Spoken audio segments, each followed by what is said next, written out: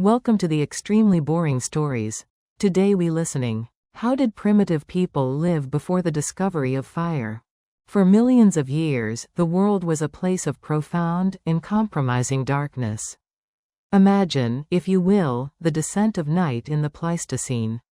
There is no flicker of a hearth, no orange glow against the cave wall, and no charred remains of a meal to signal the end of a day. There is only the transition from the golden light of the sun to the cold, blue terrifying obsidian of a moonlit earth.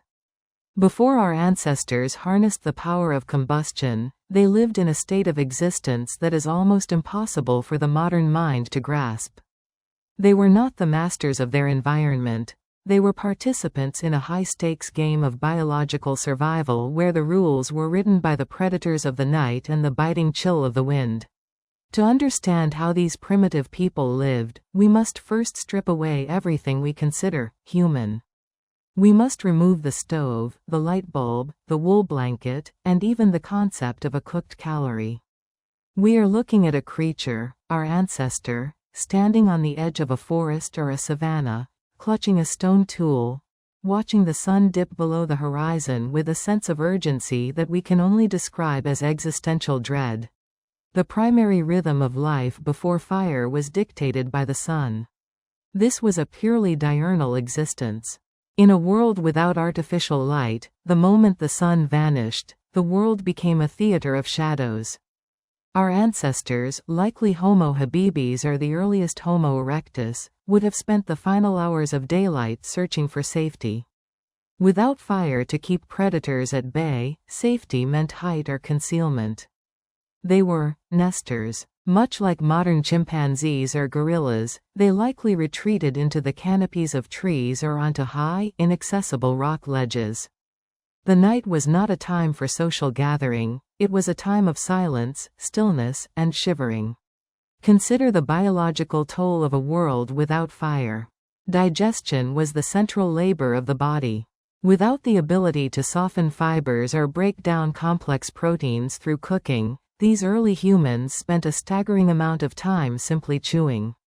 Their jaws were massive, their teeth thick and reinforced by evolution to grind through raw tubers, tough fibrous plants, and the occasional scrap of raw scavenged meat.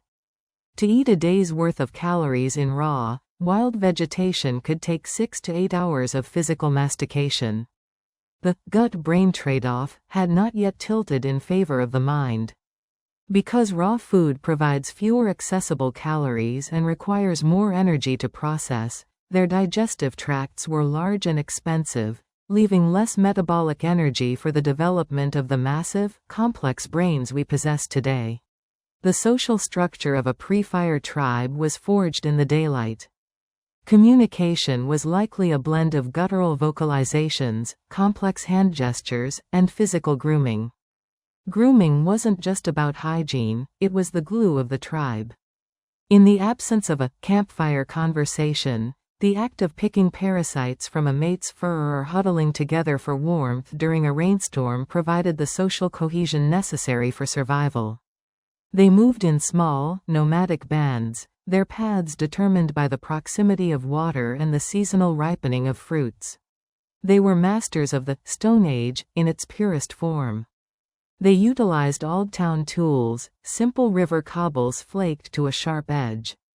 These weren't for hunting large game, not yet. They were for scavenging. A pre-fire human was a master of the power niche. They would wait for a lion or a saber-toothed cat to finish its meal, and then they would rush in to crack open the long bones that other predators couldn't reach. Inside was the prize, bone marrow.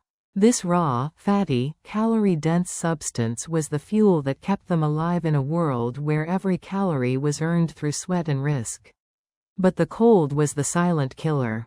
In the regions outside of the immediate tropical belt, the nights brought a drop in temperature that could lead to hypothermia. Without fire, the only defense against the cold was behavioral and biological. They likely had thicker body hair than we do today, and they relied on social thermoregulation, huddling in tight piles of bodies to share the metabolic heat generated by their own skin. Imagine the intimacy of such a life, never being more than a few inches away from the breathing, pulsing heat of another human being. In this vast, unlit expanse of history, the senses of our ancestors were tuned to a frequency we can no longer hear. To live without fire was to live in a state of total sensory immersion. Today, we navigate our world through a bubble of artificiality, but for the early human, there was no barrier between the skin and the atmosphere. Every shift in wind direction brought a library of information.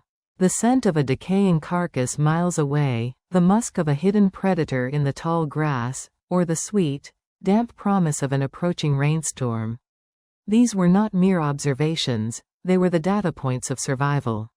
In the absence of a flickering hearth to focus the eyes, the prehistoric gaze was broad and peripheral. They lived in a world of textures. Imagine the sensation of walking barefoot across a landscape that has never known a road, the crushing of dry lichen, the sharp bite of volcanic rock, the cool, yielding mud of a drying watering hole. Without the ability to boil water or wash thoroughly, the human body itself was a miniature ecosystem. The smell of the tribe was a complex tapestry of earth, sweat, and the raw vegetation they handled daily. This communal scent served a purpose. It was a biological marker of belonging, a way to identify kin in the dim light of dawn. But it was the soundscape of the pre-fire world that was perhaps the most overwhelming. We live in a world of mechanical hums, but their world was a symphony of biological and geological forces. In the deep silence of a night without fire, the snap of a single dry twig under the weight of a leopard could sound like a thunderclap. This heightened auditory sensitivity was a double-edged sword. It kept them alive, but it also meant they lived in a constant state of high alert. Their nervous systems were perpetually flooded with cortisol, the stress hormone, as they strained to interpret the rustles in the undergrowth.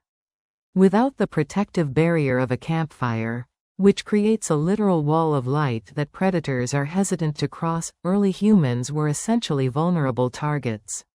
Consider the predator-prey dynamic in this era. We often think of ourselves as the ultimate hunters, but before fire, we were often the hunted. There were creatures like Dinofelis, a cat the size of a lion with teeth designed specifically to penetrate the skulls of primates. These cats were specialists of the night. For a human tribe, the sunset was the beginning of a tactical retreat. They didn't have the luxury of sitting around and discussing the day's events. Instead, they would find sleeping trees, giant, ancient hardwoods with high branches that offered a precarious safety. They would wedge themselves into the forks of branches, perhaps using vines to lash themselves to the trunk so they wouldn't fall in their sleep. Can you imagine the quality of that sleep? It was never deep. It was a rhythmic drifting in and out of consciousness, a sentinel sleep, where the brain remained half-tuned to the sounds of the forest floor below. During the day, the search for water was the primary driver of movement. But water was also the most dangerous place on Earth. Every watering hole was a theater of ambush. Without fire to smoke out bees or clear brush, approaching a river meant risking an encounter with crocodiles or large mammalian predators lying in wait. They had to be fast, silent, and incredibly observant. They learned to read the behavior of other animals. If the birds were silent, something was wrong. If the antelope were skittish, a predator was near. This interspecies literacy was their primary technology. They didn't have bows, and they didn't have spears that could be hardened in a flame. They had heavy stones and sharpened sticks, tools that required them to get dangerously close to their food source. The diet itself was a grueling challenge of endurance. Think about the raw calorie. A raw piece of meat is difficult to chew and even harder to digest. A wild tuber, pulled from the dry earth, is packed with toxins and bitter compounds that fire would later neutralize. Without cooking, the human body had to work overtime. The stomach was a fermentation vat, grinding away at tough cellulose and raw protein. This meant that after a meal, an early human was often lethargic, their energy diverted entirely to their gut. This was a moment of extreme vulnerability. To eat was to be heavy was to be slow. And then, there was the mystery of the seasons. In a world without fire, the coming of winter or a long rainy season was a catastrophe.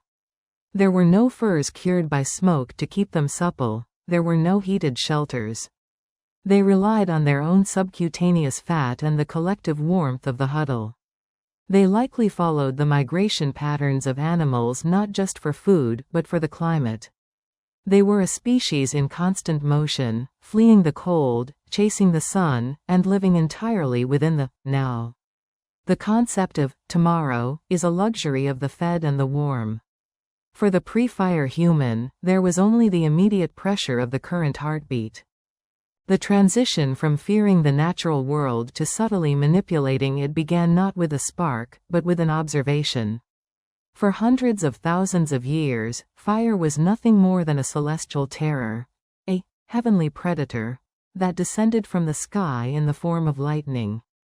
To the pre-fire human, a forest fire was a localized apocalypse.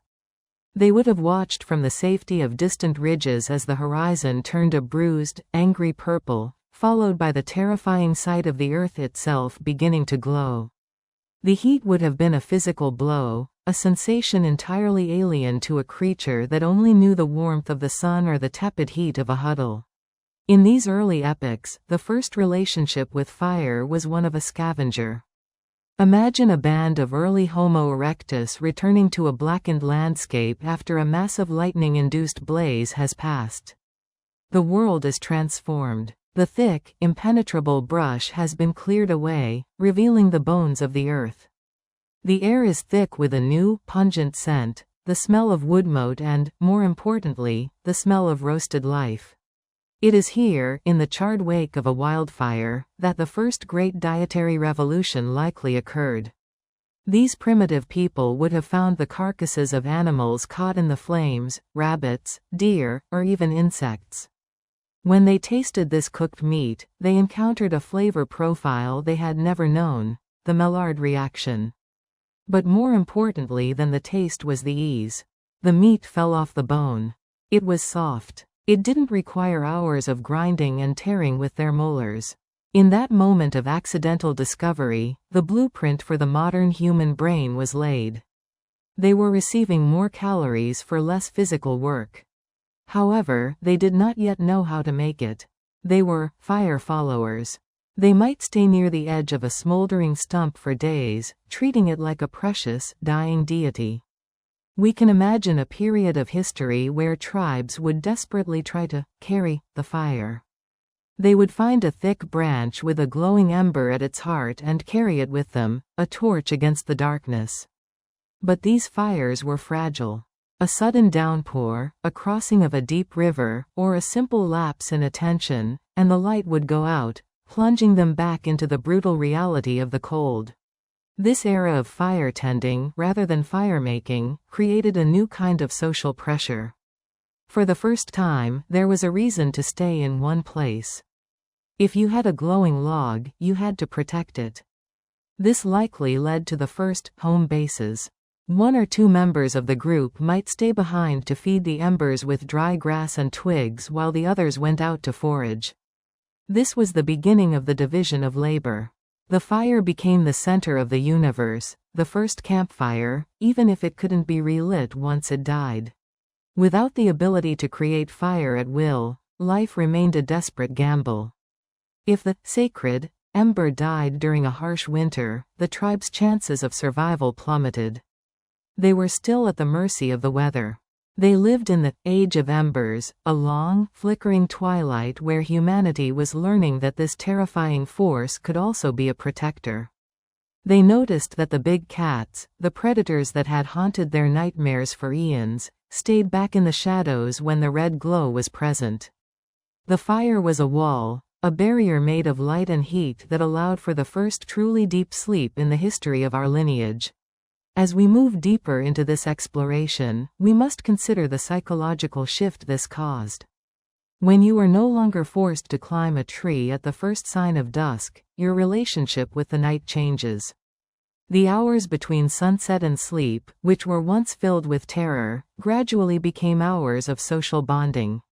Though they lacked complex language, the shared experience of the fire's warmth fostered a new kind of intimacy.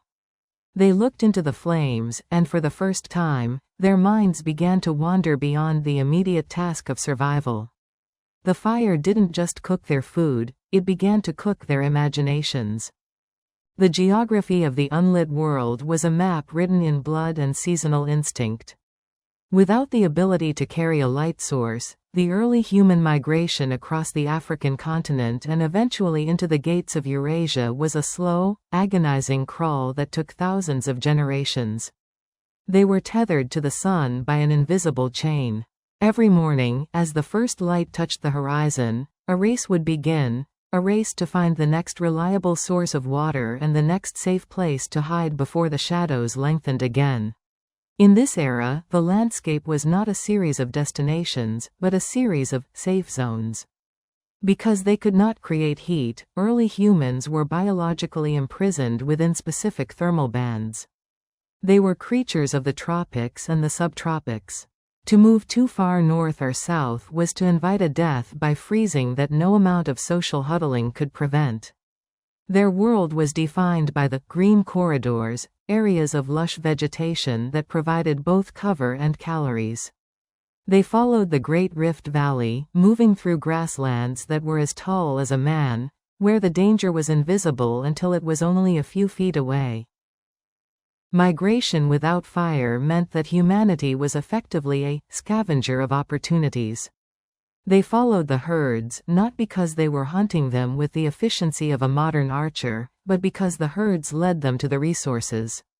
If a mammoth or a giant ground sloth died of natural causes, it became a focal point for every living thing within a 10-mile radius.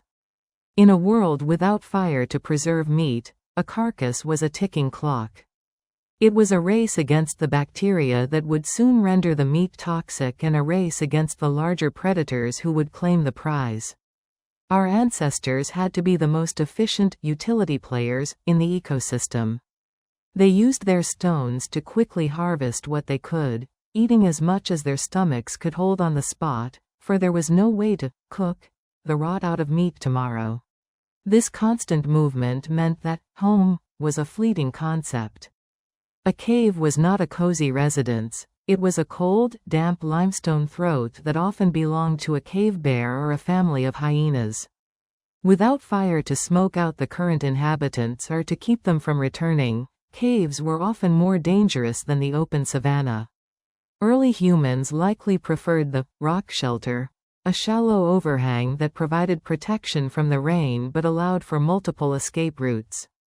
They were masters of the microclimate, understanding exactly which side of a hill stayed warmest after the sun went down and which groves of trees blocked the most wind. As they pushed further into new territories, they encountered environments that fire would eventually help them conquer, but which, for now, remained impenetrable barriers. The deep, dark forests of Central Africa, where the canopy was so thick that the sun barely touched the forest floor, were places of perpetual twilight. In these environments, the lack of fire was a profound disadvantage. Humidity rotted their skin, insects were a relentless, biting plague that never slept.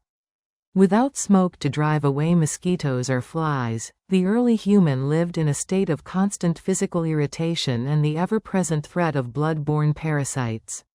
The psychological weight of this existence cannot be overstated. Imagine a life where you have never seen a flame.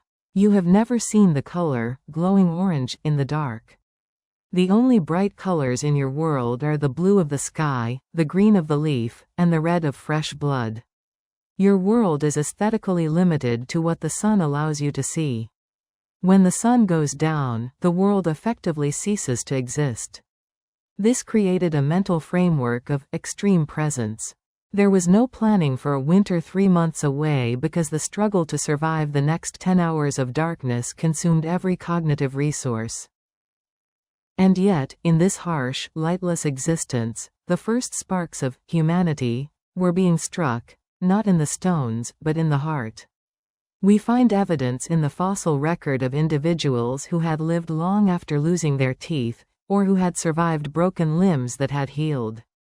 In a world without fire, where every member of the tribe had to be a contributor, the act of feeding a disabled elder or protecting a wounded comrade was a radical act of rebellion against the laws of nature. They were choosing to care for one another in the cold and the dark, proving that the human spirit was warming up long before the first hearth was ever lit. Without the external, thermal envelope of a campfire, the human body had to be its own furnace. Today, we live in a state of thermal luxury, but for our ancestors, the metabolism was a high-performance engine that never truly idled. To survive a night where the temperature might drop 30 or 40 degrees, the body relied on a specialized type of tissue known as brown adipose tissue, or brown fat. Unlike the white fat we think of today as energy storage, brown fat is packed with mitochondria. Its sole purpose is thermogenesis, burning calories specifically to generate heat. An early human child was likely born with a significant amount of this biological heater, allowing them to survive the damp chill of a cave or a forest floor. Even as adults, their metabolic rate was likely significantly higher than ours. They were hot creatures, their bodies constantly breaking down the raw fats and proteins scavenged during the day to keep their core temperature stable through the night. This meant that the search for food wasn't just about hunger, it was about fueling the internal fire that kept death at bay during the hours of starlight. This physiological demand created a unique relationship with the environment. Early humans had to be experts in thermal layering, not with clothes, but with their own positioning. They understood the insulating properties of dry leaves, the wind-breaking capability of a fallen log, and the heat-reflective quality of certain rock faces. They were masters of the microshelter. A group of 10 or 12 individuals would intertwine their limbs, creating a literal carpet of humanity. This wasn't just for comfort, it was a survival strategy. The individuals in the center of the huddle were the warmest, often the infants and the elderly, while the stronger adults on the outer ring took the brunt of the cold, their shivering acting as a mechanical way to generate heat for the entire group. Shivering is often seen as a sign of weakness today, but in the pre-fire world, it was a sophisticated biological defense. It is the body's way of forcing muscles to move rapidly to create friction and heat. Our ancestors likely spent many of their sleeping hours in a state of low-level shivering. It was an exhausting way to live. Every morning, they woke up not refreshed, but depleted, having burned a massive percentage of their previous day's calories just to stay alive while they slept. This is why the morning search for food was so desperate. They were literally running on empty, their bodies having consumed themselves to keep the heart beating through the frost. We must also consider the role of hair. While we often depict cavemen as being covered in thick, gorilla-like fur, the reality was likely more nuanced. As Homo erectus evolved to run long distances in the heat of the African sun, we began to lose our thick coats to allow for sweating, the great human superpower of cooling down. This created a profound evolutionary paradox. The very trait that made us elite hunters during the day made us incredibly vulnerable at night. To compensate for the loss of fur, our skin became tougher, and our vascular systems became more adept at constricting blood flow to the extremities to protect the vital organs. This biological struggle shaped their behavior. Because they were so physically taxed by the cold, they became masters of efficiency. They didn't waste energy on unnecessary movement. Their gait was a steady, rhythmic plod that could be maintained for dozens of miles. Every calorie was a precious unit of life. When they found a source of fat, the blubber of a stranded whale or the fatty deposits in a deer's cavity, it was treated with a reverence we can barely imagine. To them, fat was more than food, it was the fuel for their internal furnace, the only thing that would get them through the next long, dark night. As the sun climbed higher each day, the thaw would begin. The first 2 hours of daylight were not for hunting, they were for basking. Much like the reptiles they shared the landscape with, early humans would find sun-drenched rocks and sit in silence, letting the solar radiation seep into their bones, raising their core temperature back to a functional level. This was a time of quietude, a communal recovery from the ordeal of the night. It was in these moments of sun-warmed stillness that the first true observations of the world likely occurred, the watching of insects, the tracking of clouds, and the silent study of the very stones they would later use to change the world. The cognitive landscape of the pre-fire human was a marvel of raw data and spatial mapping.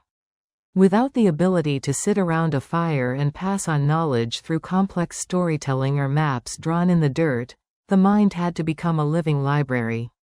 We often underestimate the intelligence of these early ancestors because they lacked technology, but their mental software was arguably more robust than our own.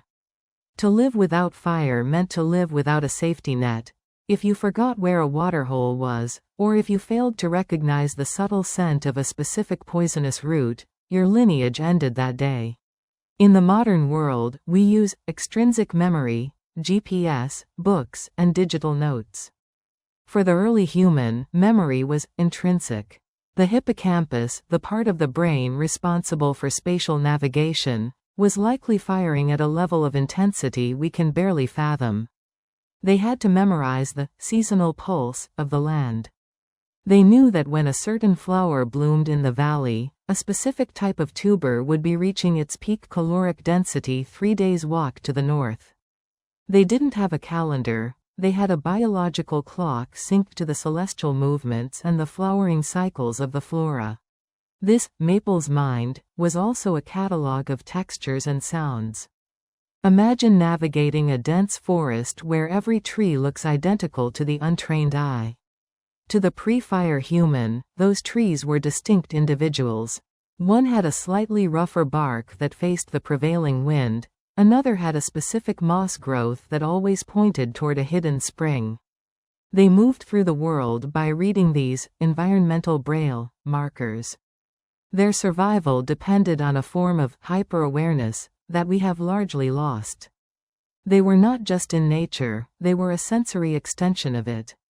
The lack of fire also dictated the speed of thought.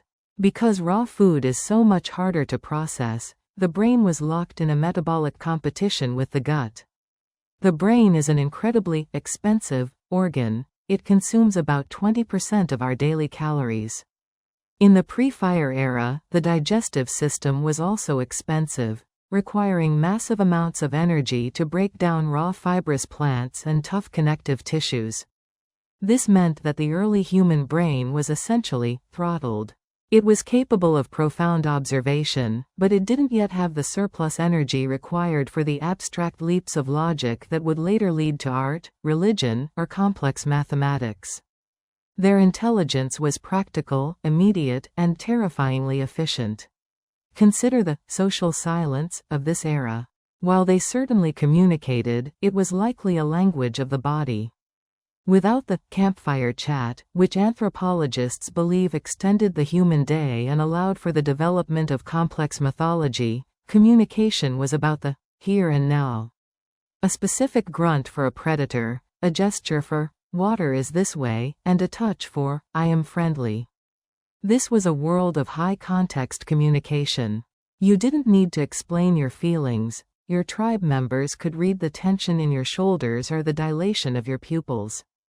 They were emotionally transparent to one another, a necessity when the survival of the group depended on instant, nonverbal coordination. This silence also meant that their internal world was different.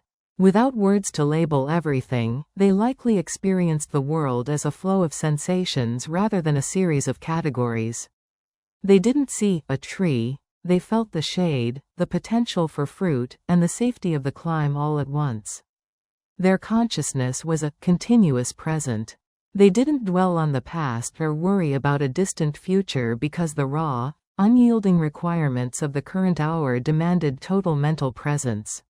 As they moved across the continents, this mental mapping became their most powerful tool. They were the first true explorers, crossing mountain ranges and vast deserts with nothing but the collective memory of the troop. They were information foragers. They would watch the flight patterns of birds to find water and follow the paths of elephants to find the easiest way through a mountain pass. They were the ultimate students of the earth, learning its secrets by necessity, long before they had the fire to challenge its cold. The chemistry of the raw gut was the silent engine of prehistoric survival. To live in the era before fire was to possess a digestive system that was significantly more robust, more acidic, and more metabolically demanding than the one we carry today. In our modern world, we use external digestion. We use heat to break down proteins, soften starches, and kill pathogens before the food even touches our lips. But for the early human, the stomach was the primary battlefield. The acidity of the early human stomach was likely closer to that of a scavenger, such as a hyena or a vulture, than to a modern primate. This was a biological necessity.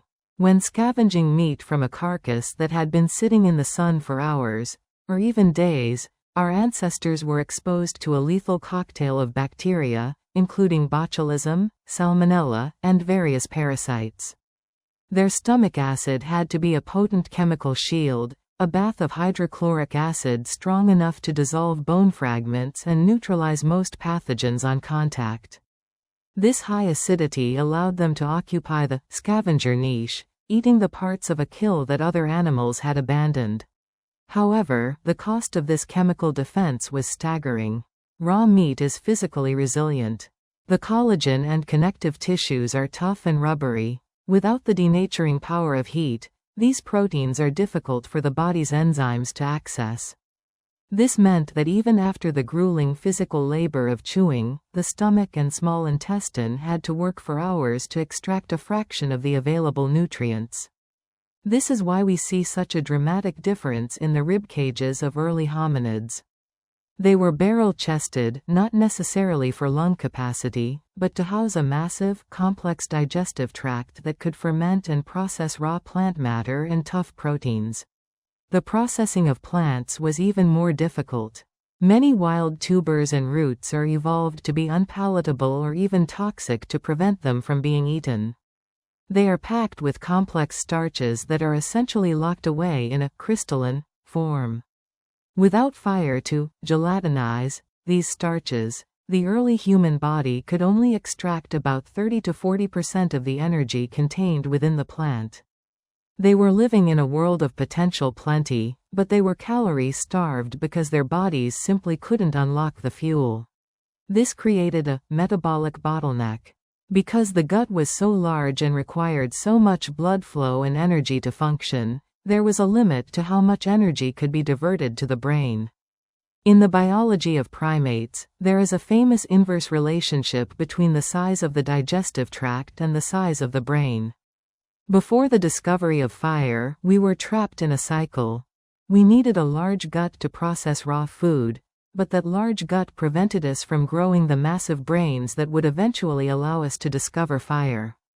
We were a species on the edge of a breakthrough, held back by the sheer physical weight of our own digestion. This biological reality also influenced their movements and social behavior. A tribe that had just found a significant source of food, perhaps a windfall of fatty grubs or a scavenged carcass, would become sluggish and sedentary for hours. They were food drunk, their parasympathetic nervous systems taking over as the body focused every available resource on the monumental task of raw digestion. During these times, they were at their most vulnerable. They had to find a place of absolute safety, a hidden thicket or a high rock, where they could enter a state of digestive stupor. The sentinel system was the invisible fortress of the prehistoric world. Without the glowing perimeter of a campfire to ward off the darkness, the act of sleep was the most dangerous gamble an early human could make. In the animal kingdom, sleep is a liability, but for a creature with a developing brain and a high metabolic demand, it was a biological necessity. To manage this risk, our ancestors developed a social technology of distributed vigilance. They did not sleep like we do today, in a solid, 8-hour block of isolated unconsciousness. Instead, they practiced what is known as fragmented, or polyphasic, sleep. Within a tribe of 20 or 30 individuals, there was a constant, shifting rotation of awareness. While the majority of the group might huddle together for warmth, there were always those in a state of sentinel duty. These were not formal guards with posts. They were simply the individuals whose biological clocks had drifted, or whose anxiety kept them on the threshold of wakefulness. In this state of deep prehistory, the human brain evolved to be monaural during sleep, meaning one hemisphere of the brain could remain slightly more attuned to the environment than the other. If a dry branch snapped 50 yards away, or if the rhythmic breathing of a nearby infant changed, the sentinel's nervous system would bypass the slow process of waking and move straight into a fight or flight response. This hypervigilance was a collective shield. A single sharp cry from a sentinel could galvanize an entire troop into a defensive formation or a coordinated climb into the canopy in a matter of seconds. The architecture of their sleeping sites was chosen with acoustic precision. They sought out sound trap environments, areas where any approaching predator would have to move through dry brush, brittle leaves, or shallow water. They used the earth itself as an early warning system. By sleeping with their ears pressed near the ground or against the trunk of a large tree, they could feel the low-frequency vibrations of a heavy animal's footfalls long before they could hear them through the air. This lack of fire-driven safety also meant that the night was a time of profound physical intimacy. The huddle was not just about heat, it was about information. In a tight-knit pile of bodies, you could feel the heart rate of the person next to you. If your neighbor's pulse began to race because they heard something you didn't, the physiological signal would ripple through the entire group like a wave. They were a single, multi-bodied organism, sensitive to the slightest tremor of fear. But imagine the psychological toll of this sentinel life. There was no peace in the prehistoric night. The darkness was a heavy, physical presence, teeming with the sounds of a world that was better adapted to the shadows than we were. The circadian rhythm, our internal clock, was not a suggestion, it was a tyrant. When the sun rose, the relief was not just physical but psychological. The dawn chorus of birds wasn't just a pleasant sound, it was the signal that the hunters of the night had retreated. It was the all-clear siren of the Pleistocene. As we look closer at this era, we see that before fire, humans were defined by their defensive sociality. We didn't gather because we liked each other's company, we gathered because to be alone in the dark was a death sentence. This total reliance on the group for nighttime survival forged the social brain. It rewarded those who could cooperate, those who were altruistic enough to stay awake while others rested, and those who could communicate danger with a single, perfectly pitched scream.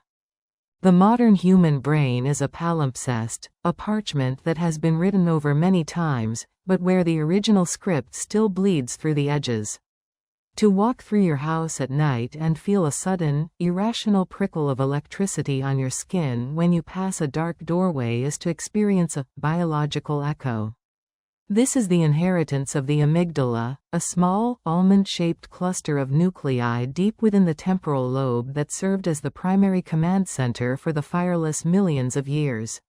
Before the first hearth was lit, the amygdala was not just a part of the brain, it was the arbiter of existence. It was tuned to the frequency of the unseen. In the modern world, we categorize fear as an emotion, but for the primitive human, it was a high-speed data processing system. The amygdala worked in tandem with the superior colliculus to detect movement in the periphery of the vision, shadows that didn't match the swaying of the grass, or a pair of feline eyes reflecting the dim light of the Milky Way.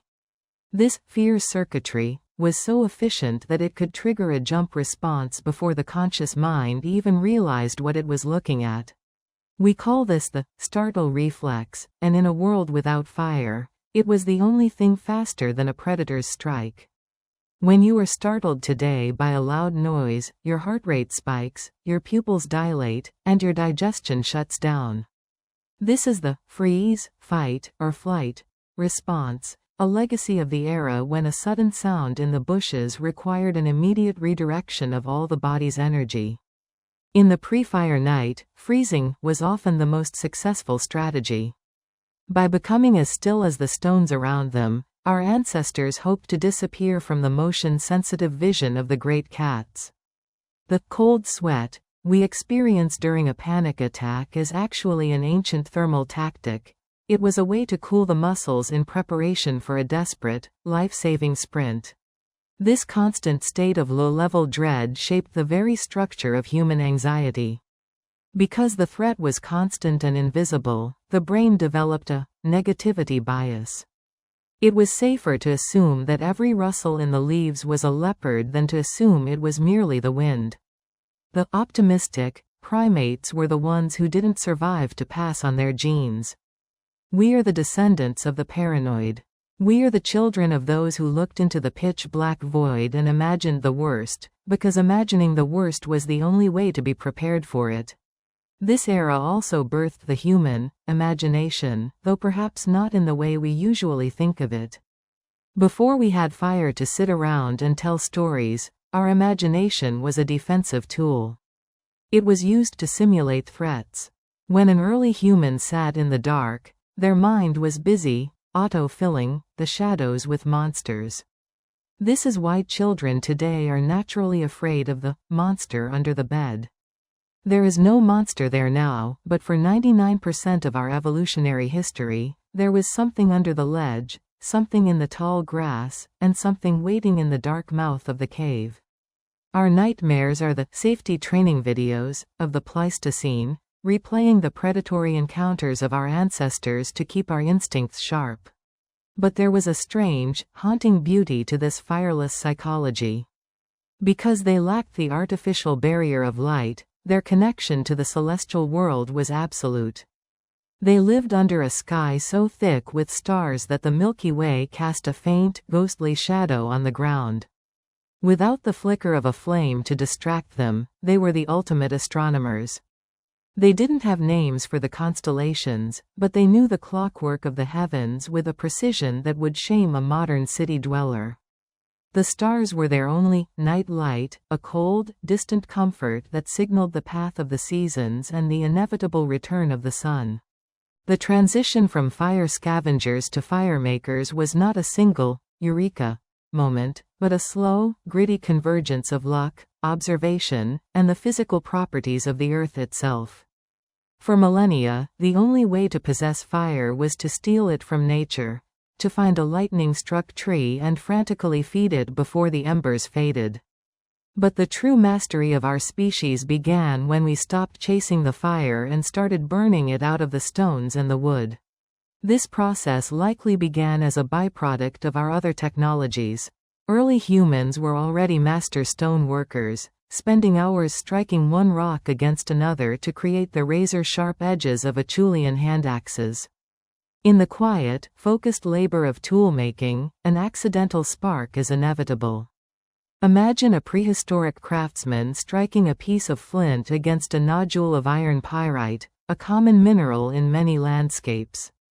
In the dim light of a rock shelter, a tiny, glowing orange bead would have leapt from the stone and landed in the dry dust or the fine wood shavings at their feet. The physics of that moment are profound. To create a spark through percussion, you are essentially shaving off a microscopic piece of metal or stone that is so hot from the friction of the strike that it ignites in the air. For a creature that had only ever known fire as a distant, roaring monster from the sky, seeing it born from their own hands must have been a moment of paralyzing awe. But a spark is not a fire. A spark is a fleeting ghost. To turn that spark into a flame required a level of material science that our ancestors had to learn through thousands of failed attempts. They had to discover the concept of tinder. In a world without fire, they began to look at the world through the lens of flammability. They noticed that certain dried fungi, like the Fomes fomentarius or hoof fungus, could catch a microscopic spark and hold it, smoldering for hours without dying. They learned that the shredded bark of a cedar tree or the dried dung of a herbivore could be teased into a bird's nest of fine fibers. This was the first human laboratory, the space between a spark and a flame where the human breath became the most important tool in the world. Simultaneously, another path to fire was being discovered through the labor of friction. If you have ever rubbed your hands together to stay warm, you have performed the most basic version of this physics. Our ancestors, while drilling holes into wood or bone using a simple stick, would have noticed the smell of scorching timber. They would have felt the wood beneath their fingers grow hot, not just warm, but painfully, blisteringly hot. The invention of the hand drill was a feat of endurance and rhythmic precision. It required a person to take a straight, hard spindle of wood and rotate it rapidly between their palms against a softer baseboard. The goal was to create punk, a fine, black powder of charred wood fibers that accumulates in a notch. As the friction increases, the temperature of this powder rises until it reaches its ignition point, roughly 300 degrees Celsius to 400 degrees Celsius. At that precise moment, the powder begins to glow. It is not yet a flame, it is a coal. This coal is a fragile, living thing. It requires a delicate balance of oxygen. Early humans had to learn the art of the gentle exhale, blowing on the coal to provide the oxygen needed for combustion without blowing the delicate powder away. This was the moment of the first human-breathed fire. When that smoldering coal was finally tucked into a bundle of dry grass and waved through the air, and the first yellow tongue of flame licked upward, the Silent Ages officially ended. The great brain expansion was not a slow, steady climb, but a metabolic explosion triggered by the chemistry of the hearth. For millions of years, our ancestors had been trapped in a biological stalemate. As we explored earlier, the expensive tissue hypothesis explains that a body only has a finite amount of energy to distribute. You can have a massive, complex digestive system to process raw, low-quality forage, or you can have a massive, complex brain, but you cannot easily have both. Fire broke that stalemate. When the first tribes began to consistently cook their food, they were effectively outsourcing their digestion to the flames. Cooking is a form of pre-digestion.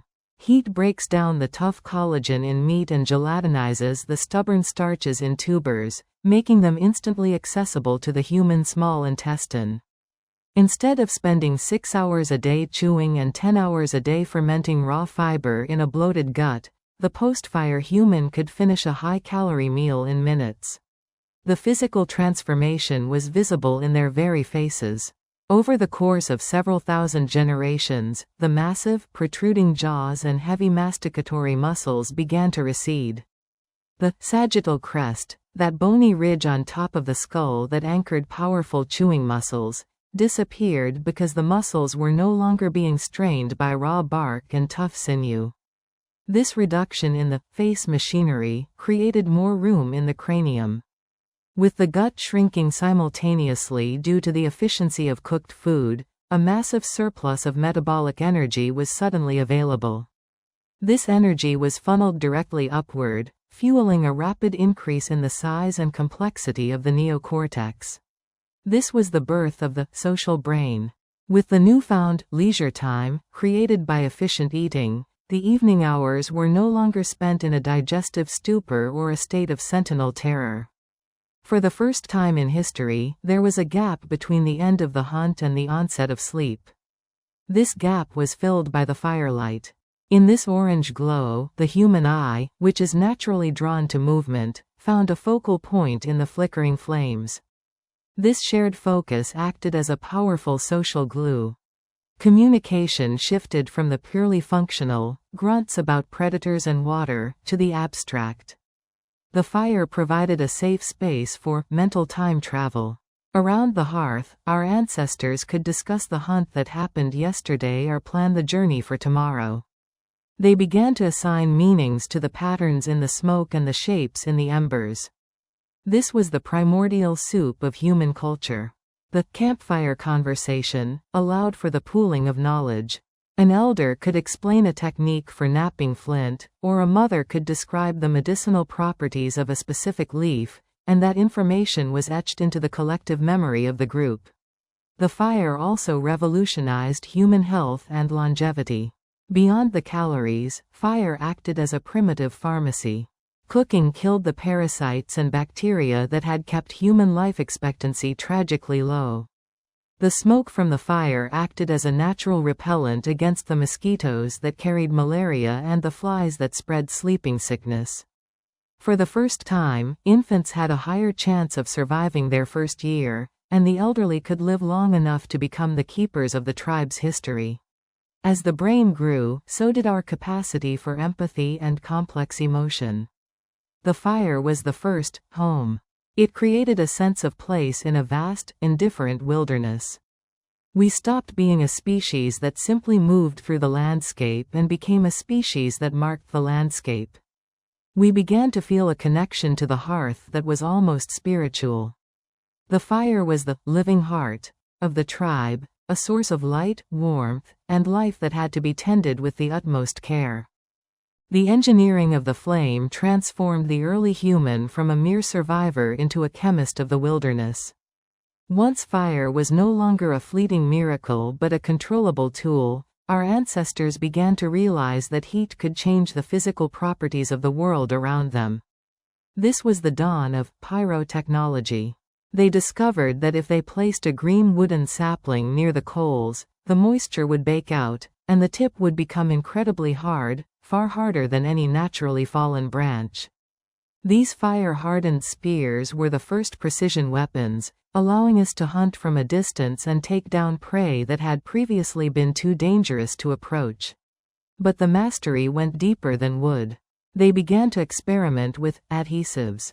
In a world without fire, a stone tool was just a handheld object. With fire, they could create the first composite tools.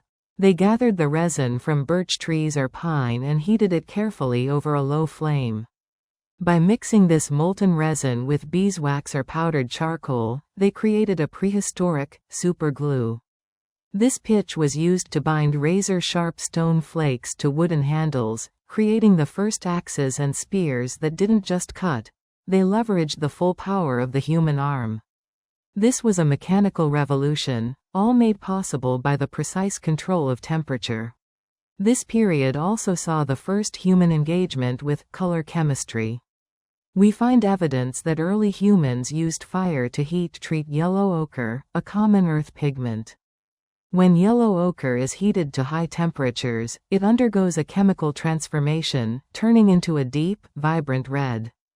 This wasn't for survival, this was for expression. It suggests that fire had freed up enough time and mental energy for our ancestors to begin decorating their bodies, their tools, and eventually the walls of their caves. The fire gave them the palette of civilization. As we look at the transition into the global conquest, we see how fire acted as a portable climate. With a torch in hand and a bundle of dried fungus to carry a smoldering coal, humans were no longer restricted to the warm African savannas. We began to push into the edges of the Great Ice Age forests. Fire allowed us to process the hides of animals into clothing that wouldn't rot, as the smoke acted as a tanning agent, preserving the leather and making it windproof. Imagine a group of Homo sapiens or Neanderthals standing on the edge of a frozen tundra. The wind is howling, and the temperature is well below freezing. Without fire, they would perish in hours. But with a well-maintained hearth, they could create a microtropic environment inside a tent made of mammoth hides and tusks. Inside that circle of warmth, it was always summer. This ability to carry the sun with us is what allowed humanity to become the most widely distributed mammal on the planet. We didn't evolve to survive the cold, we invented a way to ignore it. The final psychological bridge was the conquest of the cave. For millions of years, the deep interior of a cave was a place of absolute, crushing darkness, a realm of ghosts and predators. Fire gave us the courage to step into the abyss. With torches made of animal fat and juniper branches, we ventured hundreds of yards into the earth. It was here, by the flickering light of lamps made from hollowed stones, that the first great masterpieces of art were created. The shadows dancing on the uneven cave walls likely inspired the first stories of spirits and gods. The fire didn't just illuminate the cave, it illuminated the human soul. The legacy of the fireless era is not just found in our bones or our ancient tools, it is woven into the very fabric of our modern behavior. To truly grasp the weight of these 4 hours of history, we must look at the residue of the darkness. Why do we feel a sense of profound peace when we sit around a campfire today? Why does the smell of woodmote trigger a deep, ancestral comfort? It is because, for the vast majority of our existence, that smell was the only thing that stood between us and the uncompromising void of the night. Before the spark, we were a species defined by our limitations. We were restricted to the warmth of the equator, bound by the digestive capacity of a raw gut, and silenced by the absolute necessity of nighttime stealth. But those millions of years were not wasted time. They were the ultimate training ground. In the cold and the dark, we developed the high-resolution memory required to map entire continents. We forged the social bonds that allowed us to trust a stranger with our lives while we slept.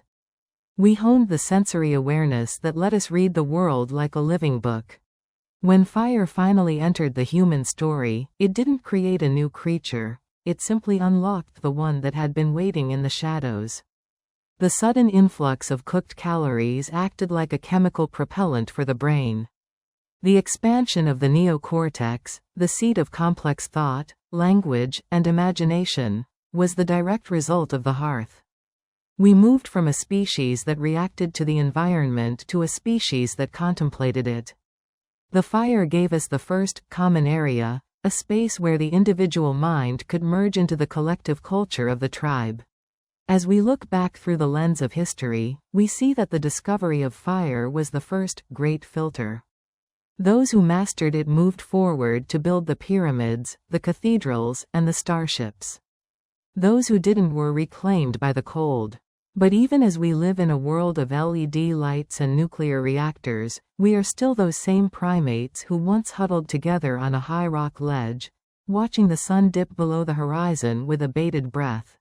We carry the fireless age within us. It is the reason we prefer to sit with our backs to the wall in a restaurant. It is the reason we find the sound of a crackling fire to be the ultimate lullaby. It is the reason we are so obsessed with home, that central, warm place where the darkness cannot reach. We have spent the last few thousand years trying to make the whole world as bright and as safe as that first campfire, but deep down, we still remember the silence of the ages before the flame. In a world without the ability to cook, every plant was a potential weapon or a precious source of life. To the modern eye, a forest is a wall of green. To the pre-fire human, it was a complex, high-stakes encyclopedia. Without the heat of a fire to neutralize tannins or break down toxic alkaloids, the early human had to possess an incredible botanical literacy. Consider the wild tuber, the ancestor of our modern potato or yam. In its raw state, a wild tuber is often a fortress of chemical defense. Plants do not want to be eaten. They store their energy in the form of starches deep underground, protected by compounds that can cause everything from bitter nausea to total organ failure. Our ancestors had to learn the language of leaves. They knew that a certain heart-shaped leaf meant a safe root below, while a similar-looking jagged leaf could mean a slow, agonizing death. Without fire to soften these roots, they practiced cold processing. They would take fibrous tubers to a stream and use the abrasive power of sand and running water to scrub away the outer, most toxic layers.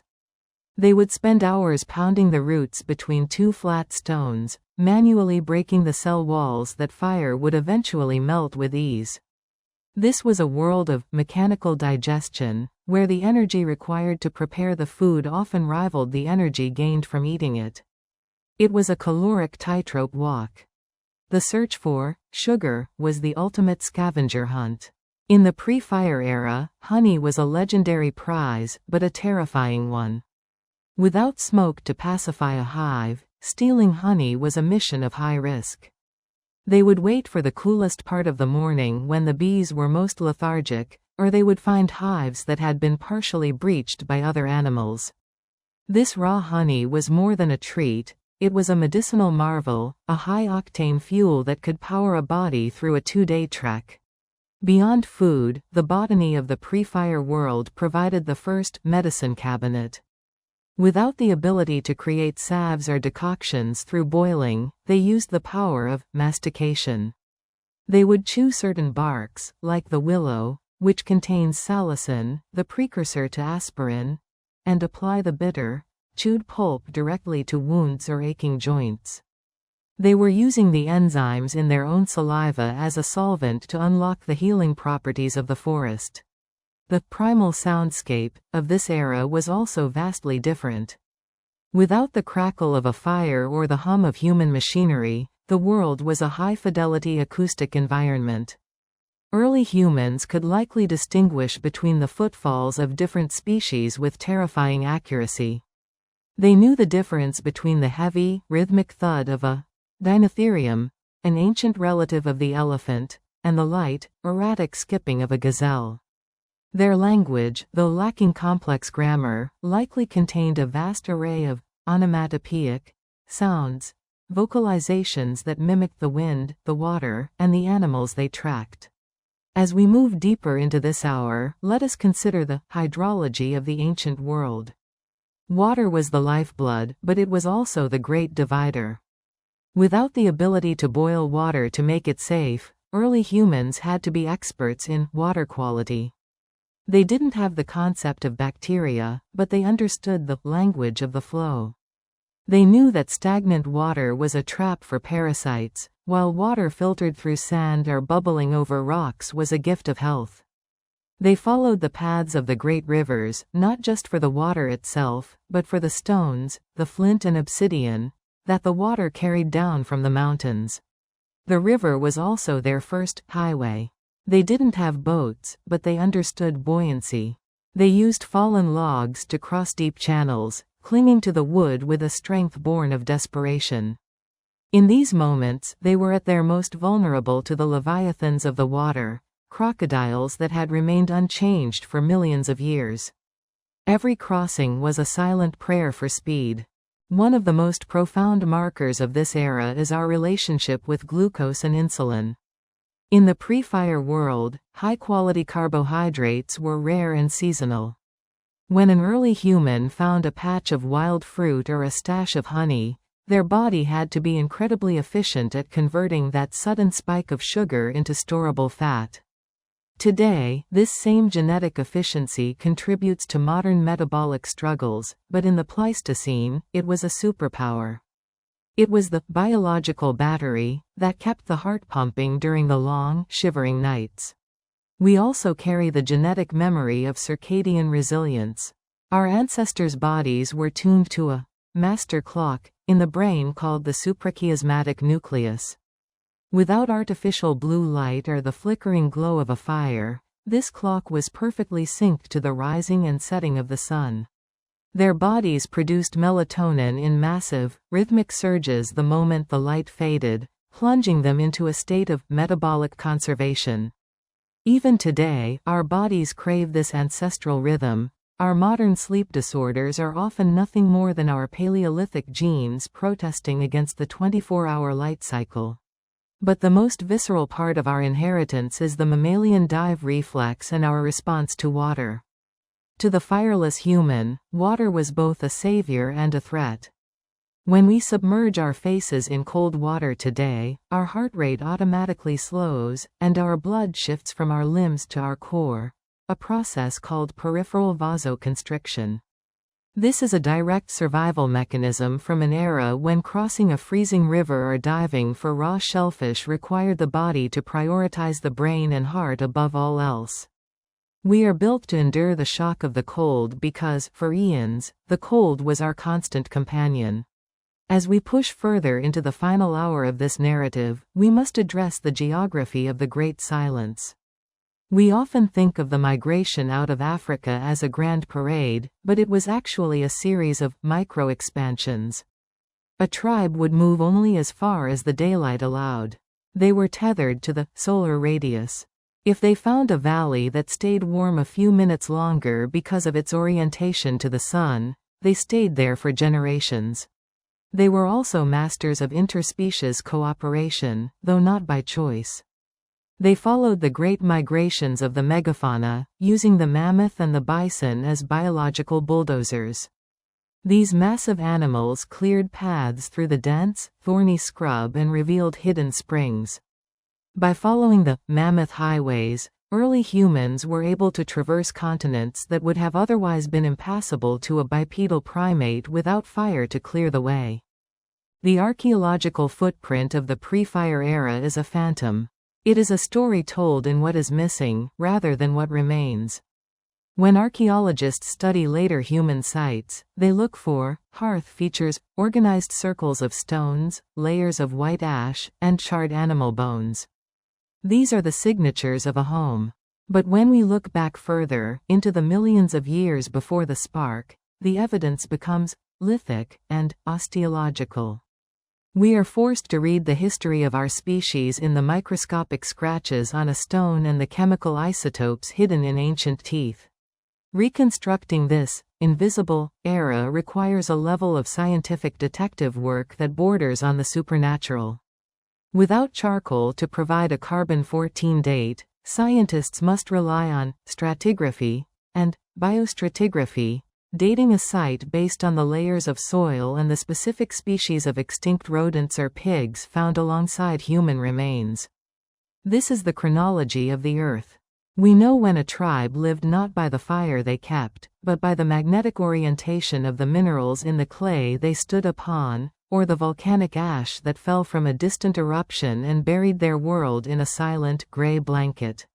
The stone tools themselves, specifically the Oldtown and Acheulean toolkits, are the primary witnesses.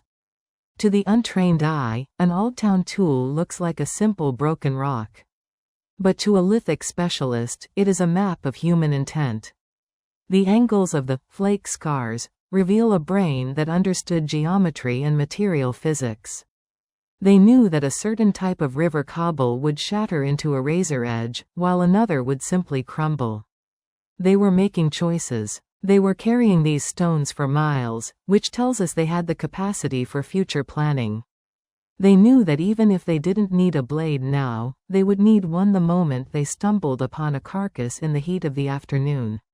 Perhaps the most haunting evidence comes from stable isotope analysis of the enamel in fossilized teeth.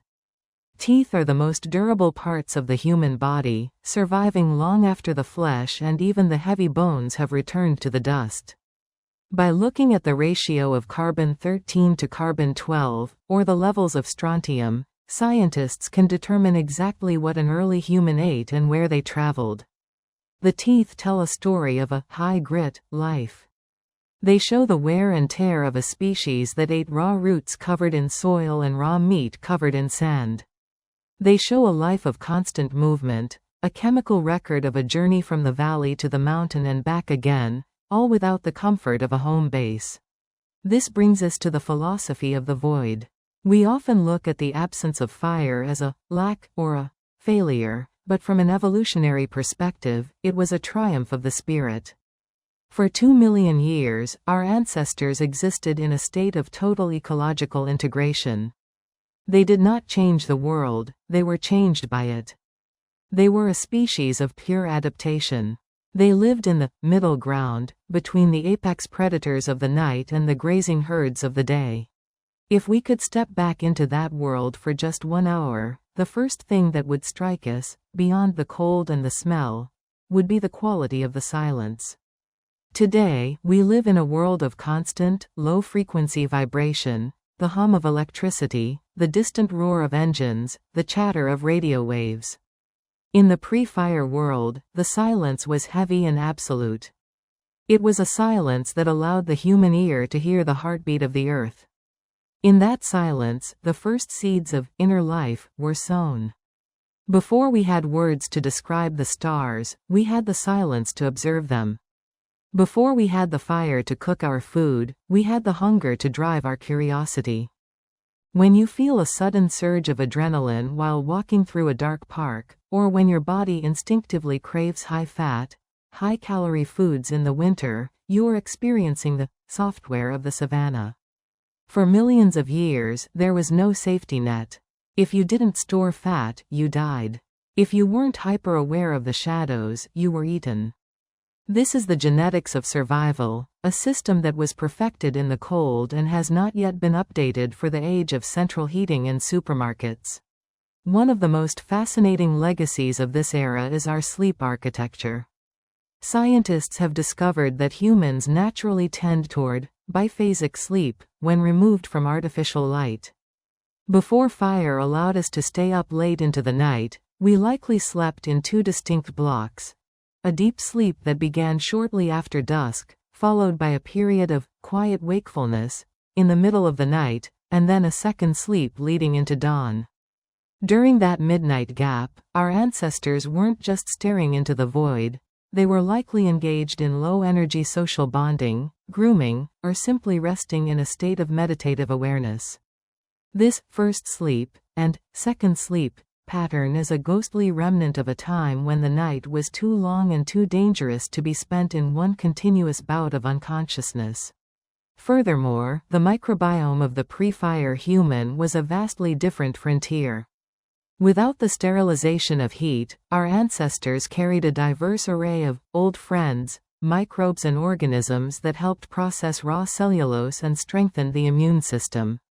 Modern science is beginning to realize that our ultra-clean, fire-cooked world has led to the disappearance of these ancient symbiotic partners, potentially contributing to the rise of autoimmune disorders.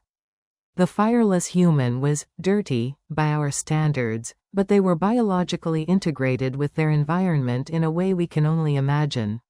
As we bring this epic 4-hour journey to its close, we must reflect on the price of progress. Fire gave us the world, but it also took something away. It took away our raw physical resilience. It took away our absolute night vision. It took away the necessity of the deep huddle. We replaced the physical intimacy of the tribe with the convenience of the hearth. But even now, in the age of digital screens and interstellar probes, the core of the human experience remains unchanged. We are still the same curious, frightened, and brilliant primates who once stood on the edge of the African Rift Valley, looking at the stars and wondering if we would survive the night. We are the descendants of the ones who didn't give up. We are the legacy of the silent ages. The transition from the biology of survival to the birth of human wonder requires us to look at the megafauna of the fireless era. To reach the 4-hour mark, we must dedicate a significant portion of our journey to the giants that shared this world with our ancestors. For millions of years, humans were not the most significant players on the terrestrial stage. We lived in the shadows of titans, mammals so large and so formidable that a single encounter could define the fate of an entire tribe. Without fire to act as a deterrent, these animals were not just food or threats. They were the moving mountains of the prehistoric landscape. Consider the megatherium, the giant ground sloth. Imagine a creature the size of a modern elephant, covered in coarse, matted hair, capable of standing on its hind legs to reach the high canopy. To a pre-fire human, the megatherium was a walking resource, but one that was virtually untouchable.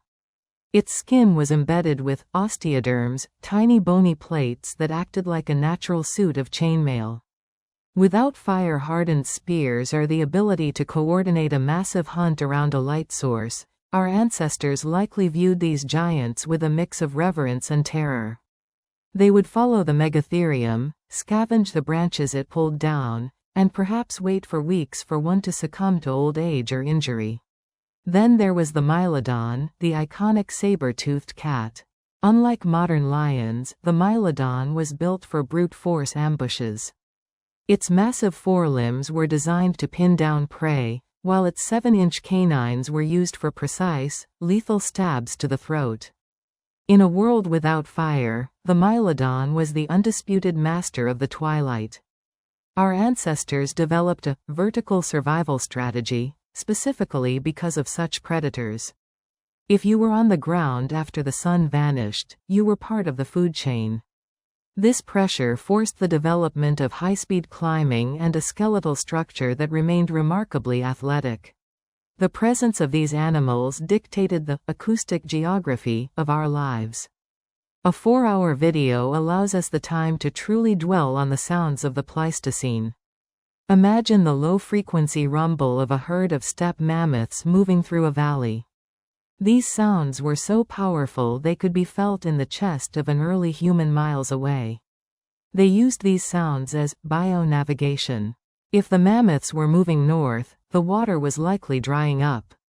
If the giant short-faced bear, the Arcturus simus, was roaring in the distance, that entire quadrant of the forest was closed for business. We also see the social intelligence of the scavenger. Because we lacked fire to hunt these giants effectively, we became the most intelligent waiters in history. We studied the behavior of the peachy kraut, the giant short-faced hyena. These were hyenas the size of lions, with jaws capable of crushing the thickest leg bones of a rhinoceros. Early humans would watch these predators from the safety of the rocks, waiting for them to finish their meal. The raw era was a time of high-stakes patience. We learned to read the body language of the hyena and the vulture, using them as our eyes in the sky and scouts on the ground. As the hours of this narrative pass, we begin to see that the pre-fire human was a master of ecological niche partitioning. We didn't compete head-on with the Mylodon or the short-faced bear. We lived in the gaps they left behind. We became the masters of the edge environments, the rocky slopes where the giants couldn't climb and the dense thickets where the large cats couldn't run. This spatial intelligence is the foundation of our modern urban planning and our ability to organize complex environments. While the giants roamed the surface, a more intimate and relentless battle was being fought within the very cells of our ancestors. To understand the 4-million-year journey before fire, we must explore the invisible war. In a world without the sterilizing power of heat, every meal was a biological gamble. Without the ability to boil water or sear the surface of a scavenged carcass, early humans were the primary hosts for a staggering array of parasites, bacteria, and viruses. This was the era of the hyperactive immune system, a time when our internal defenses were the only fire we possessed to burn away infection. When a group of early Homo erectus gathered around the raw remains of a prehistoric antelope, they weren't just consuming protein, they were ingesting a library of pathogens. Modern humans would likely perish from the sheer viral and bacterial load of a single raw, sun-warmed scavenged meal. However, our ancestors possessed a primordial gut and an immune system that was perpetually on high alert. Their bodies were teeming with T cells and macrophages that were far more aggressive than our own. This constant exposure created a pathogen prime state, where the immune system was trained from birth to recognize and neutralize threats in milliseconds. We must also consider the role of helminths, or parasitic worms. For most of human history, these organisms were constant companions. While we view them as a horror today, in the pre-fire world, they played a strange, symbiotic role in modulating the human immune system. There is a theory in modern medicine called the hygiene hypothesis, which suggests that our modern allergies and autoimmune diseases exist because our immune systems are bored. In the fireless Pleistocene, the immune system was never bored. It was locked in a life-or-death struggle with tapeworms, flukes, and protozoa. This internal pressure shaped our genetics, favoring those who could tolerate a certain level of parasitic load while still maintaining the strength to hunt and gather. This invisible war dictated the social behavior of the tribe. They likely developed instinctive, disgust responses that served as a primitive form of medicine. Even without the concept of germs, they knew to avoid the sickly sweet smell of advanced putrefaction or the specific look of measly meat infested with cysts. They practiced a form of behavioral immunity, grooming one another not just for social bonding, but to manually remove the external parasites, the ticks, lice, and fleas, that served as vectors for blood-borne diseases. The lack of fire also meant that our ancestors had to deal with the chemistry of decomposition in real time. Without smoke to drive away flies, a carcass would be covered in eggs within minutes of a kill.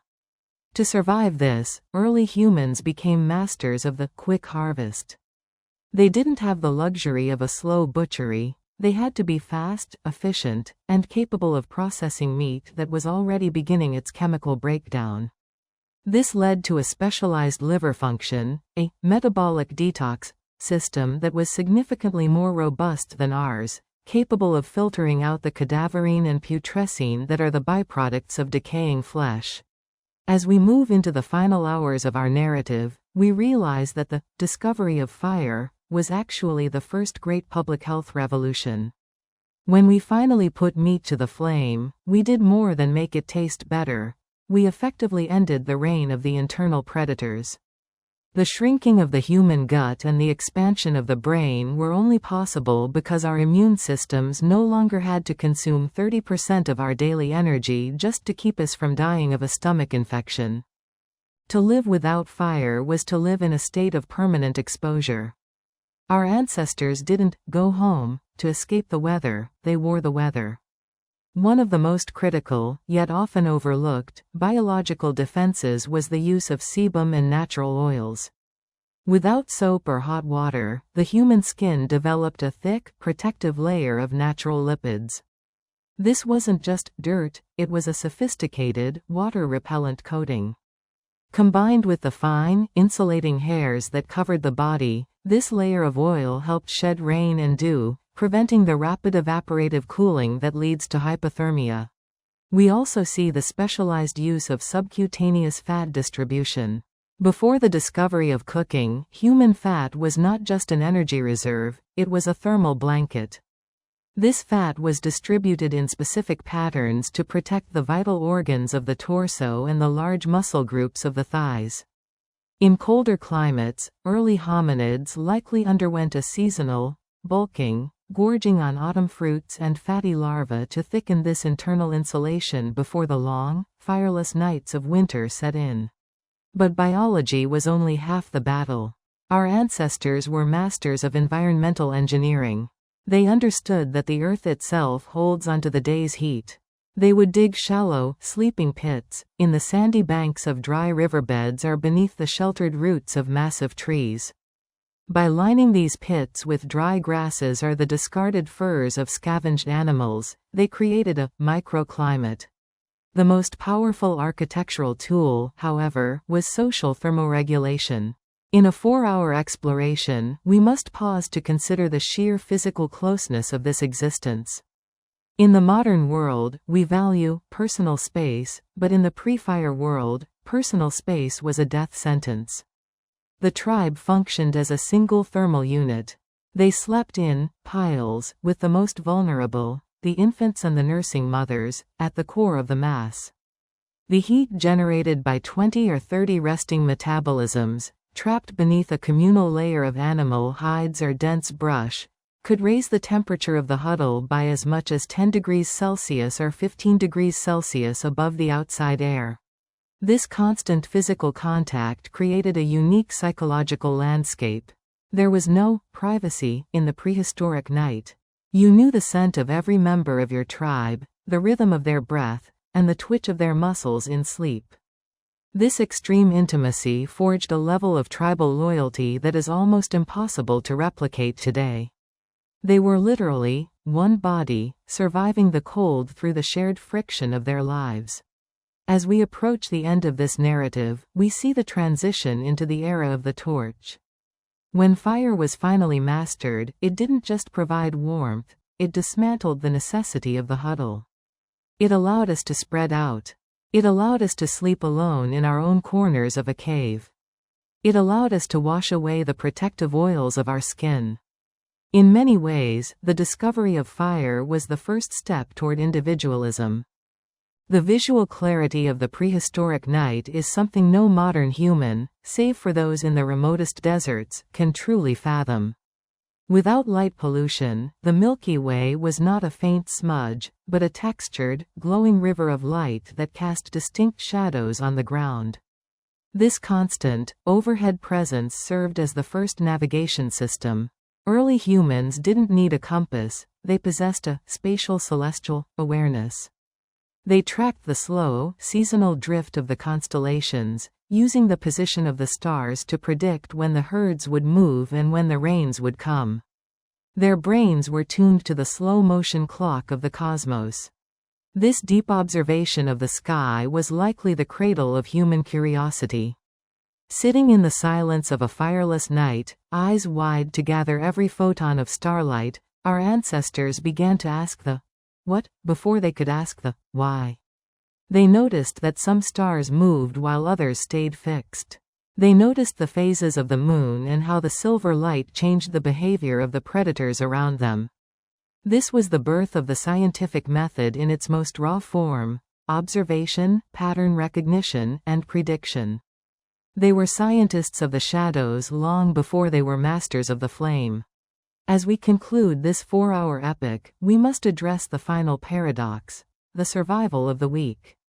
In the harsh, fireless world, the law of survival of the fittest is often misinterpreted as the survival of the strongest. But archaeology tells a different story. We find remains of individuals who were born with congenital deformities or who had suffered debilitating injuries, yet they lived for decades. In the freezing, predator-thick darkness, these individuals could only survive through the radical altruism of the tribe. Without fire to make life easy, the human bond became the most powerful technology on Earth. They shared their body heat, they pre-chewed food for the toothless, and they carried the slow. This empathy was our greatest survival trait. Fire gave us the power to conquer the planet, but it was the social warmth of the fireless era that made us human. We learned to love in the cold. We learned to care in the dark. Now, as we stand at the threshold of the modern age, looking back across the 4 million years of the Silent Ages, we see a species that was never truly primitive. We see a species of incredible grit, profound sensory intelligence, and unbreakable social bonds. The fire didn't create us, it found us already standing, already thinking, and already caring for one another. We are the heirs to a legacy of darkness that made us strong enough to handle the light. Every time you strike a match, flip a switch, or look up at the distant, silent stars, you are connecting with that ancient line of ancestors who stood where you stand, felt the same cold wind, and carried the same spark of consciousness through the long, unlit night of the world. The journey began with Australopithecus, the bridge between the canopy and the savanna. These were the first to stand, to look over the tall grass, and to feel the vulnerability of the open plain. They had no fire, no stone tools, and no defense but their communal vigilance. They were the ones who first learned to read the atmospheric braille of the wind and the stars, surviving by sheer sensory immersion. Then came Homo habilis, the handy man. In the silence of the fireless night, they were the first to strike stone against stone. They didn't have warmth, but they had the edge. They unlocked the marrow within the bone, a high-calorie fuel that began the slow process of brain expansion. Theirs was a world of raw grit and the first glimmers of technological intent. The narrative then shifted to Homo erectus, the true marathon runners of the Pleistocene. They were the ones who perfected the sentinel system and the architecture of the body. They pushed out of Africa, crossing continents with nothing but the heat of their own metabolisms and the strength of their social huddle. They lived for over 1 million years, far longer than we have existed, mastering the world in its rawest state. They were the ones who finally stood before the red flower of a lightning strike and, instead of running, reached out to claim it. Finally, we find the Neanderthals and early Homo sapiens. In the final hours before the total mastery of fire, these groups were the chemists of the cold. They were the ones who developed the complex immune system to survive the invisible wars of the gut, and who looked at the night sky not just for navigation, but with the first sparks of wonder. They were the artists of the dark, the ones who felt the genetic echo of their ancestors and began to tell the first stories in the silence. As this 4-hour journey ends, realize that you are the culmination of this immense, unlit history. Every cell in your body is a survivor. You are the product of millions of years of successful nights spent in the cold, millions of raw meals digested with iron stomachs, and millions of miles walked on bare feet. In the modern world, we rely on the low context of spoken and written language to bridge the gap between our minds. But for the pre-fire human, living in total sensory immersion, communication was an extension of the environment. They practiced mimetic culture, the ability to represent the world through gesture, rhythm, and vocal mimicry. If a hunter wanted to describe a predator, they didn't use a noun. They transformed their body to mirror the predator's tension. This created a profound, neural coupling between members of a tribe. When one person felt fear, the entire group experienced a synchronized physiological shift. This was the Internet of the Flesh, a high-speed data transfer system that functioned without a single spark. As we reach the final minutes of this 4-hour epic, we must address the first great transition. The moment when fire was finally tamed was not just a technological shift, it was a psychological, great reset. For the first time, humans could look away from the world. In the darkness of the pre-fire night, you had to keep your eyes on the shadows. With the fire, you could look into the eyes of your companions. This shift from environment-facing to face-to-face interaction is what allowed for the development of the complex, recursive language we speak today. We moved from a species that felt the world to a species that talked about it. We must also consider the grandmother hypothesis in the context of the fireless world. Before cooking softened food, the elderly were often at a severe disadvantage. However, in the Cold Ages, the survival of the tribe depended on the deep memory of the elders. They were the ones who remembered the location of a waterhole from a drought 30 years prior. They were the living libraries of the mapless mind. The protection of the elderly, even when they could no longer hunt or gather, was the first true act of human investment. We protected our past so that we could have a future. Now, as the narrative concludes, we leave the silent, shivering huddles of the Pleistocene and step into the light of history. We carry with us the raw gut, the sentinel brain, and the immunological shield. We are the product of a 4-million-year-long endurance test. The fire did not make us human, it merely gave us a place to sit down and realize that we already were. In the fireless era, the temporal horizon was short. You planned for the next meal, the next waterhole, or the next place to hide before the sun went down. But the campfire created a bubble of safety that extended the day. In this artificial light, the brain was no longer forced to focus solely on survival. For the first time, we had disengaged time. This was the birth of recursive thought, the ability to think about thinking. Around the fire, we began to project ourselves into the future and reflect on the past. We became a species that tells stories, and in doing so, we became a species that could build a culture. This shift also refined our externalized memory. Before fire, knowledge was stored in the individual's brain. If an elder died in the cold, their map of the world died with them. But the communal space of the fire allowed for distributed learning. The campfire became the first classroom, where the collective experience of the tribe was passed down through oral tradition. We stopped being a collection of individuals and became a social network of information. This allowed us to accumulate knowledge over generations, a process that eventually led to the development of agriculture, writing, and the modern world. We must also acknowledge the biological cost of the light. As we became dependent on fire, we lost the raw, unyielding toughness of our ancestors. Our thermal window narrowed. We could no longer survive a winter night without artificial warmth. Our digestive tracts became specialized for soft, cooked food, making us vulnerable to the raw parasites our ancestors once ignored. We traded our physical independence for technological power. We became obligate fire users, a species that cannot exist without its tools. The first of these echoes is the metabolic memory of famine. In a world without the predictability of cooked starches, our ancestors lived in a state of feast and famine, determined by the seasons and the movement of herds. To survive, the human body developed an incredible capacity for insulin sensitivity and fat storage.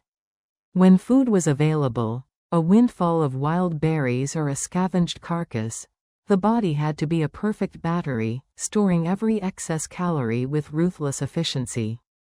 Today, this same genetic survival mechanism, when placed in a world of constant caloric abundance, leads to the metabolic diseases of the modern age.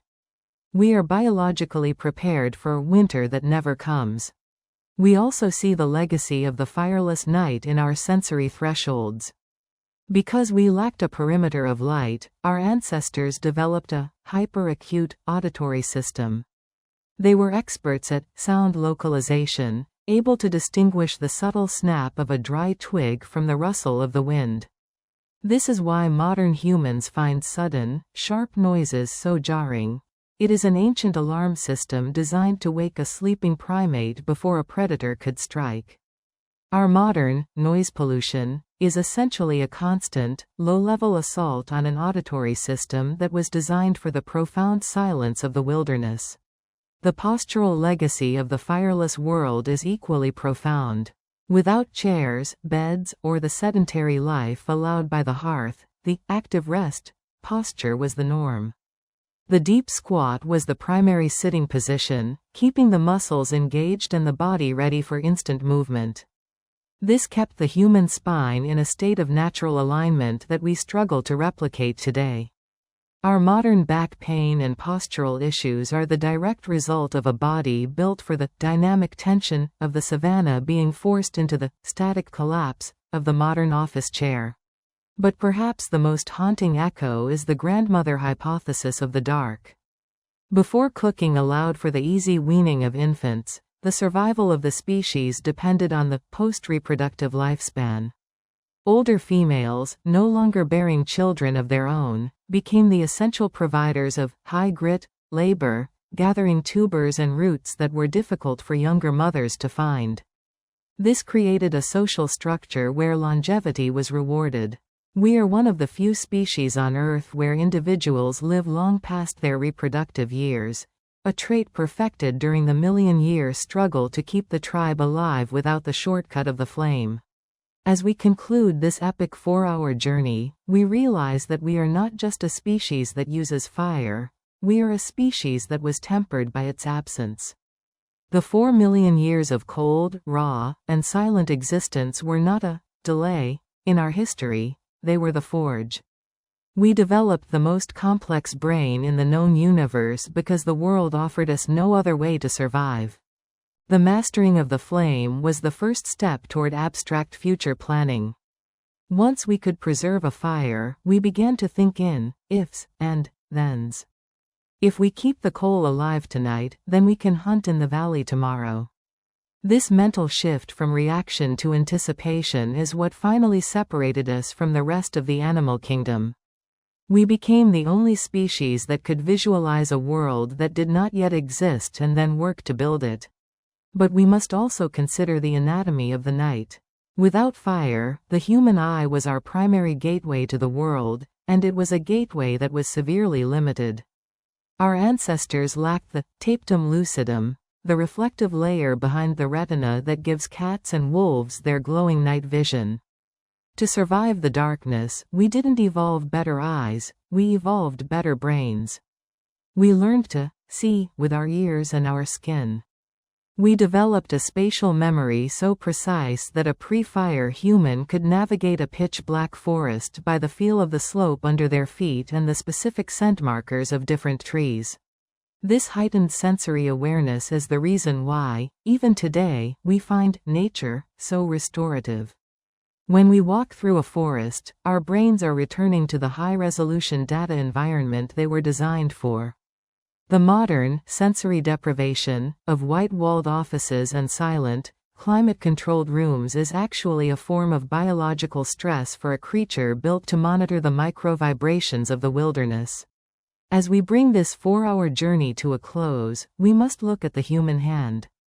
Before it held a torch, it held the chopper and the hand axe. The incredible dexterity of our fingers was honed by millions of years of cracking raw nuts and stripping raw meat from bone.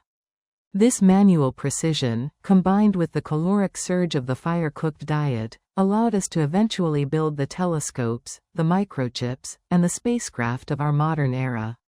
The hand that once shivered in the dark is the same hand that now touches the stars. This epic story, the story of the fireless ages, is the foundational myth of our species. It is a story of a primate that refused to be small. It is a story of a brain that grew through hunger and a spirit that grew through silence. We are the legacy of the most difficult 4 million years in the history of life. Before the spark, if the world grew cold, we had to wait for our bodies to grow hair or for our metabolisms to shift over tens of thousands of years. After the spark, if the world grew cold, we simply gathered more wood. This shifted the pressure of survival from our genes to our minds. It was the birth of innovation. We began to look at the world not as a set of fixed obstacles, but as a collection of resources to be manipulated. The mapless mind, which had spent eons memorizing every rock and root, now began to imagine things that didn't exist. A deeper cave, a sharper spear, a warmer cloak. This period of deep prehistory also left us with a unique psychological trait, hypersociality. Because we spent so long in the silent ages, relying on the collective huddle for survival, we developed a brain that is physically pained by social isolation. For a pre-fire human, being cast out of the tribe was not just a social slight, it was a death sentence. This is why, even today, loneliness triggers the same neural pathways as physical pain. We are biologically wired to need the group because, for 99% of our history, the group was the only thing that kept the darkness at bay. As the final hour of this narrative draws to a close, consider the environmental echo. We often think of ourselves as masters of the planet, but we are still governed by the ancient negativity bias, forged in the fireless night. We are prone to anxiety, we are wary of the unknown, and we seek out the hearth in all its modern forms, the television, the smartphone, the glowing kitchen. These are all digital campfires, attempts to recreate the safety and social cohesion that our ancestors finally achieved when they first tamed the red flower. We leave this story with a profound respect for the cold genius of those who came before. They were the ones who did the heavy lifting of human history. They built the foundation of our intellect in a world of absolute raw reality. They were the ones who endured the 4-million-year night so that we could wake up in the light of the modern world. The story of humanity is not a story of tools or cities or empires. It is a story of endurance. It is the story of a shivering primate who looked into the black void of the Pleistocene and refused to vanish. We are the survivors. We are the ones who caught the spark. And as you step back into your world of light and warmth, remember the silence, remember the cold, and remember the strength of the ones who stood in the dark.